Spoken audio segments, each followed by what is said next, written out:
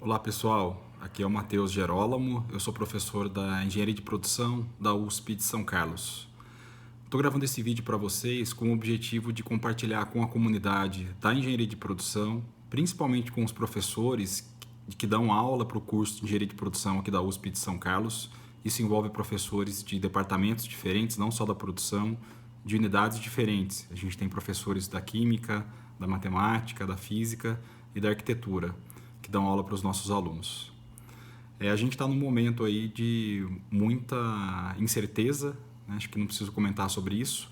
A ideia do vídeo é focar um pouco mais nesse desafio que a gente está tendo, repentino, de migrar de uma plataforma presencial para plataformas à distância. Então, todo mundo sabe que a USP tem se posicionado para o exercício da continuidade do semestre, das atividades acadêmicas de pesquisa, pós-graduação, graduação, administrativas também, e isso não parou. E o desafio para a gente é essa migração, né? Do momento que eu dava aula presencial para o dia seguinte que eu comecei a ter que interagir com os alunos como em plataformas à distância, em ferramentas que permitam isso. O vídeo vai ficar aberto aí para vocês, inclusive eu acredito que possa ser realidade de vários cursos, não só da engenharia de produção. Eu acho que isso pode se aplicar aos outros cursos aqui, nos nossos cursos irmãos, né?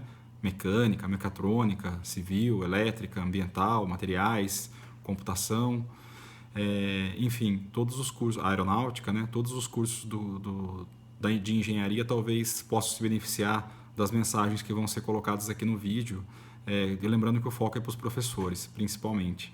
Mas nada impede que seja compartilhado caso isso caiba. Eu só acho que o contexto do vídeo é mais voltado mesmo ao desafio da migração do presencial para o EAD no contexto universitário, tá? Que a gente tem aí o contexto dos nossos alunos, tá? Eu estou aqui com uma colinha, então a gente também estou no mesmo desafio com vocês, né? Caderninho, pronto aqui com a colinha para a gente poder acompanhar.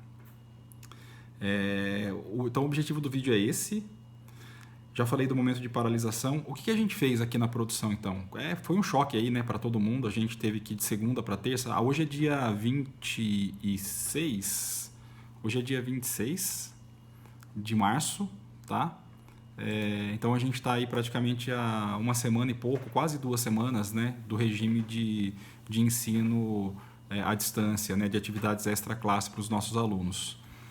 Do dia 16, que foi o último dia presencial na USP, segunda-feira, para o dia 17 a gente mudou a chave, né? Foi isso que aconteceu. Alguns já tinham um pouco de prática, alguns professores, outros um pouco mais de dificuldade, estão buscando ajuda. Alguns ainda estavam ou estão nesse momento avaliando a possibilidade de oferecer as aulas à distância. A gente sabe que tem cursos que não tem como oferecer ou que tem aulas de laboratório que são praticamente impossíveis de transformar numa plataforma à distância em tão curto espaço de tempo. Então a gente tem mapeado tudo isso frente à nossa comunidade. Do choque que a gente teve da semana passada, né, para a mudança, ainda mais no papel de coordenador do curso, para evitar que a gente ficasse paralisado, né, uma das iniciativas foi: vamos consultar os nossos alunos. E a gente fez uma consulta muito rápida com os alunos, né? Montamos aí um formulário eletrônico usando o Google Forms para isso.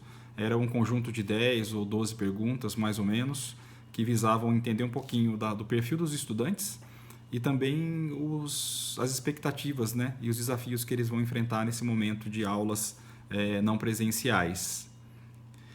E vou compartilhar um pouquinho dos resultados com vocês que eu acho que pode ser úteis. Então quem aí está assistindo meu vídeo que dá aula para produção vai ter um retrato bem fiel desse mapeamento que a gente fez com os estudantes. Quem dá aula para outras engenharias ou para outros cursos podem fazer as adaptações que caibam para vocês.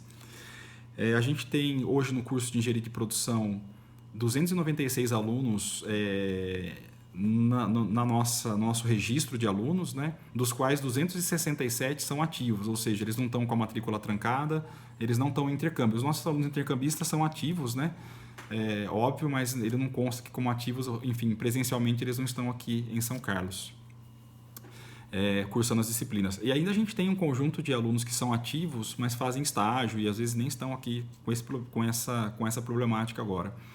Desse total de 267, a gente conseguiu um retorno de 210 alunos. Então, praticamente aí, quase que 80% do nosso público respondeu esse formulário que eu vou compartilhar com vocês alguns resultados. Tá? Eu estou gravando esse vídeo aqui de uma maneira bem caseira, né? Estou na minha casa, vocês podem perceber. E não tenho aqui muito recurso. Eu também estou nesse desafio junto com muitos aí de migrar para uma plataforma online, então não tenho recursos de edição, eu nem sei fazer isso na verdade. Só queria ter agilidade para compartilhar com vocês e acho que é possível. Então a gente está enfrentando isso. Então eu estou com um computador aqui na minha frente, vou até mostrar para vocês. Eu não vou mostrar, senão vai dar bagunça aqui na minha arquitetura que eu coloquei para segurar a câmera. Mas eu estou com o computador aqui na minha frente, atrás de vocês, onde eu consigo ver os resultados da pesquisa. Então a gente tem aí, geralmente são 50 alunos, né, que entram no vestibular. Desses 50 alunos a gente tem 43 alunos que responderam de 2020, 45 de 2019, 45 de 2018. Então são as turmas, né? 2020 primeiro ano, 2019 segundo ano, 2018 terceiro ano. 38 alunos da 2017 responderam do quarto ano e 27 alunos de 2016. Tem mais 12 alunos ainda que são de turmas anteriores. Então a gente tem a segurança que está bem representado pelas opiniões dos alunos. Tá? Uma pergunta bem interessante que a gente fez, a gente queria saber, nesse momento, né, onde eles estão morando, na casa deles, na república deles, no alojamento, na casa dos pais ou dos avós. Quais são as condições dessa casa onde eles estão morando hoje? E o pessoal respondeu. Então a gente tinha perguntas assim: primeiro, quais são as condições fisiológicas, né? Então, de alimentação, de medicamento, de sono, né? Privacidade, né? Ao sono, se está privado do sono ou não, né? Quais condições fisiológicas? Então, dos 210, 204 responderam que estão cobertos, estão ok. A gente perguntou também de segurança física. Então, você sente risco de segurança física, né? A sua integridade física, na família mesmo, né? Ou ao entorno, né? Do bairro, na rua onde eu moro. 202 desses 210 falaram que estão ok. A gente perguntou também da infraestrutura tecnológica. E aí já começa a cair um pouco o valor, né? Então, se a gente pergunta se tem computador e acesso à internet em casa, dos 196, então 93% responderam que tem acesso e isso está bem coberto. Quanto à infraestrutura física, ambiente reservado, quarto, sala, escrivaninha, material, 194 responderam, então um pouquinho menos que 93%. Quando a gente perguntou do ambiente psicologicamente confortável para acompanhar as aulas, com apoio familiar, de amigos, né, com autoestima, com motivação e desejo de realização, ainda que estejam vendo notícias o tempo todo da pandemia.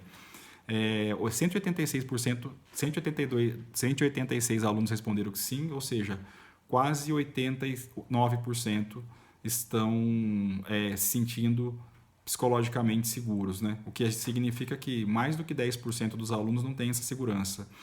E a última pergunta era sobre material bibliográfico e demais materiais, né? Em meio físico ou digital. Aí a resposta foi bem mais baixa, 135 dos 210, que significa que 64% dos alunos que estão se sentindo cobertos do ponto de vista de disponibilidade de materiais, tá? Guarda essa informação aí que a gente volta nela daqui a pouco. A gente perguntou também a experiência dos nossos alunos da produção aqui em São Carlos com relação a cursos à distância.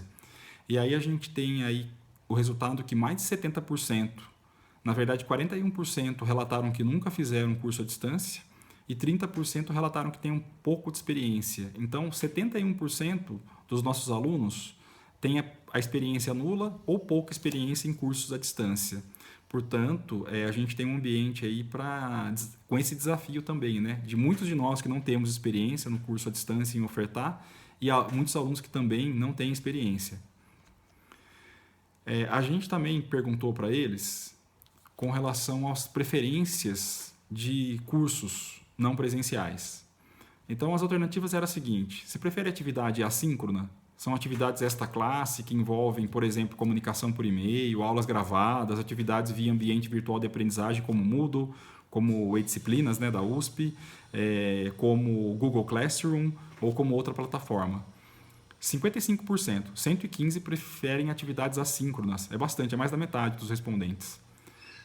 Atividades síncronas, como encontros presenciais, aulas ao vivo, né?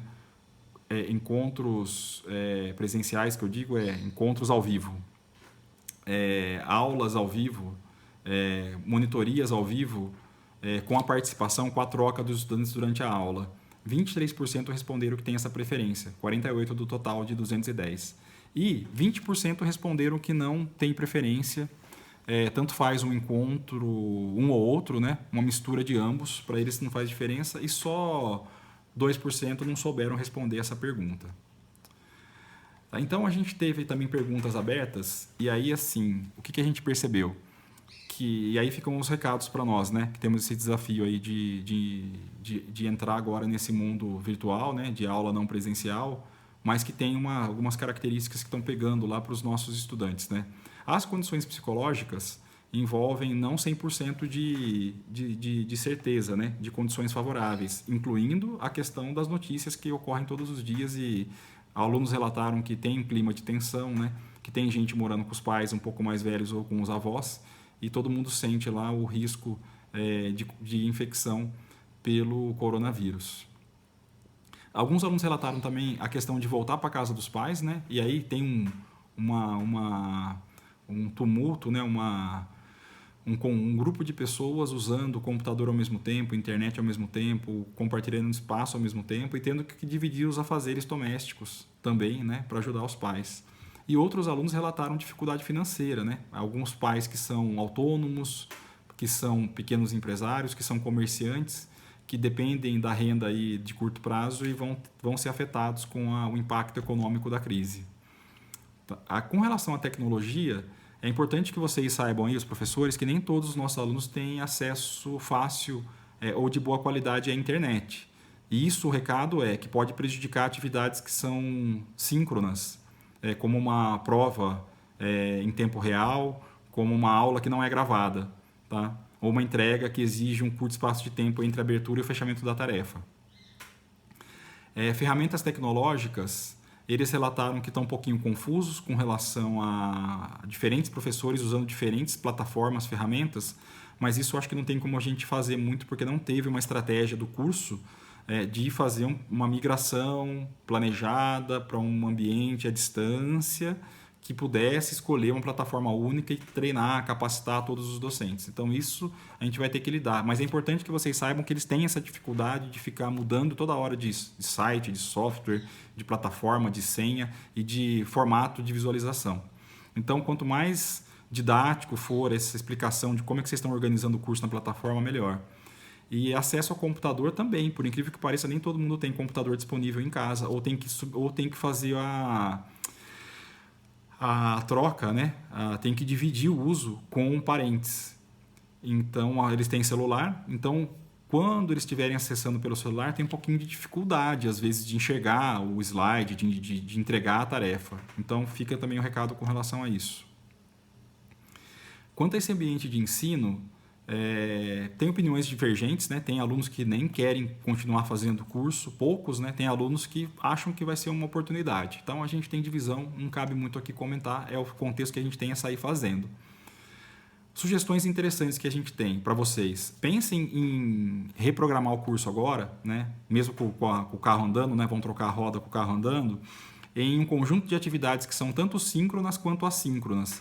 Porque a atividade assíncrona permite que, como aula gravada, como exercícios, como tarefas para entregar, projetos para desenvolver, uma provinha que você dá pequena, né, que seja uma avaliação pequena, que ele possa entregar em algum momento. Com todo o risco que a gente sabe que nem todo mundo vai ser tão honesto assim, de fazer por conta própria, mas agora não tem muito como a gente ter esse tipo de exigência, a gente tem que pedir para os alunos que tenham esse comportamento, que a gente está confiando nesse comportamento. Então, as atividades assíncronas, é importante que elas existam.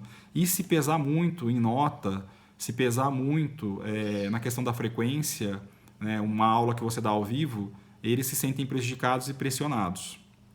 A gente da engenharia de produção está entendendo esse contexto e está recomendando aos professores, é uma recomendação que vocês sim controlem frequência e se quiserem fazer avaliação, façam na medida do possível, mas que entendam essa dificuldade da avaliação e do controle de frequência num momento único, ao vivo. Monitorias eles acham interessantes e a importância do momento único, falando agora de atividades síncronas, que envolve monitoria, plantão de dúvidas, é que a gente mantém a rotina. Então o aluno ele entra no ritmo do semestre. Ele não deixa acumular as matérias, acumular o conteúdo. Então, se vocês puderem planejar e executar tanto atividades síncronas quanto assíncronas, é mais interessante, é a nossa recomendação, com toda a dificuldade que a gente sabe que nós estamos enfrentando agora, porque as nossas pesquisas não param, as nossas aulas de pós-graduação, né, que também pode ser o caso desses recados, as nossas orientações, as outras atividades administrativas não param. Então a gente tem esse desafio, mas fica essa recomendação para vocês de atividades, uso de atividades tanto síncronas quanto assíncronas. O controle de frequência, se for possível, ele pode ser feito com relação ao que o aluno desenvolveu ao longo da semana, né? Seja participando de uma aula ao vivo, seja entregando uma tarefa não ao vivo, né? Seja participando de trabalho em grupos, esse controle de frequência pode ser dado em função do quanto que você avalia que de fato ele esteve envolvido com a sua disciplina ao longo da semana. O acesso ao material bibliográfico é outro ponto. A gente tem foi o ponto que mais pegou, né, para os alunos. Então, quem usa livros da biblioteca, talvez os nossos alunos tenham saído e não levado os livros com eles, não teve tempo de pegar na biblioteca o livro. E se vocês puderem compartilhar de alguma forma livros ou capítulos de livros, né, desde que permitido legalmente, com os nossos alunos, ou se vocês puderem compartilhar os seus slides, as suas notas de aula, não importa se é uma foto, se é uma boa qualidade de impressão, isso vai ajudá-los a entender o material que vocês estão usando como base. A CG comentou na nossa reunião da última COC extraordinária para tratar desse assunto, a presidente da CG comentou, da CG Comissão de Graduação, comentou que estamos nos mobilizando para adquirir alguns exemplares de e-book. Isso é possível, então se vocês quiserem podem entrar em contato conosco da coordenação do curso, ou podem entrar em contato direto com a comissão de graduação para aquisição de livros de e-book. E aí a gente avalia o quanto é possível a aquisição e a disponibilização para os alunos. Importante que a gente tenha uma reprogramação. Os alunos estão reclamando um pouco de estarem muito perdidos com relação a qual que é o replanejamento então da aula, do docente, o que ele vai de fato fazer. Essa comunicação frequente e ativa de vocês com os alunos é muito importante. A gente recomenda fortemente que vocês façam isso. Eu acho que eles são muito sensíveis às dificuldades que nós estamos enfrentando. Eles sabem das nossas dificuldades, principalmente aqueles que não têm experiência. O que eles mais estão se queixando é da falta de comunicação, de ficarem aí no vazio, né, por parte de alguns docentes que não ainda enviaram um e-mail, não explicaram o que está acontecendo e o que vai acontecer. Ainda que seja para falar que a gente está se readaptando. No entanto, a gente está tendo excelentes feedbacks de professores que já saíram, né, já faziam, e estão conseguindo se adaptar e se comunicando o tempo todo com os alunos. Os alunos estão gostando muito disso, a gente percebe isso. Bom, no geral, acho que é isso aí que tinha para falar para vocês. O vídeo é um pouquinho longo, então agradeço quem teve tempo de assistir até o final. Eu já falei que meu nome é Matheus Gerolamo, eu sou coordenador do curso de Direito de Produção aqui da USP de São Carlos. O meu contato de e-mail é gerolamo, G-E-R-O-L-A-M, de Maria, né? @sc.usp.br. O meu telefone, WhatsApp, Telegram, é 016 99607 3202. Estou super à disposição aí de vocês, se quiserem entrar em contato, para a gente poder ajudá-los na medida do possível, porque também eu estou junto com vocês nesse desafio de transição. A gente tem um apoio muito forte do pessoal do CETEP, ainda que não estejam lá fisicamente, né? Porque nós paramos aí basicamente todas as atividades. O CETEP é o Centro de Tecnologia Educacional para Engenharia, é um órgão do qual o atual diretor é também professor da produção, com quem eu tenho proximidade, o professor Daniel Amaral. E também estão abertos aí a fazer atendimentos virtuais com vocês se precisarem de algum apoio nesse momento.